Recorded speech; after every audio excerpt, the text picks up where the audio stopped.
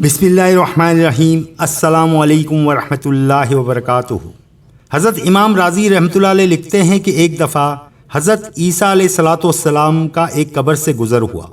आपने बतौर कशफ देखा कि अज़ाब के फ़रिश्ते मैयत को अज़ाब दे रहे हैं।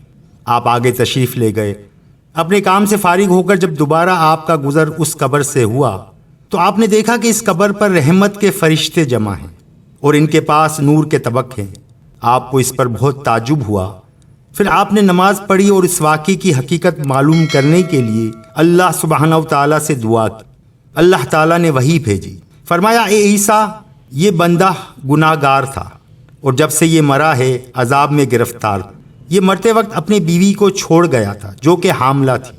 इस औरत ने उसके बेटे को जन्म दिया और उसकी परवरिश इस तरह की कि यहाँ तक कि वो पढ़ने के काबिल हो गया। उस औरत ने अपने बच्चे को मकतब में भेजा और उस्ताद ने उसे बिस्मिल्लाहिर्रहमानिर्रहीम पढ़ाई। बस मुझे अपने बंदे से हया आई, मैं इसको आग का अजाब दूं ज़मीन के अंदर और इसका बेटा मेरा नाम लेता है ज़मीन के ऊपर। प्यारे दोस्तों, ये वाक़े से ये मालूम होता है कि कुरान मजीद पढ़ना और याद करना इंसान के लिए मग़फ़रत का ज़रिया है।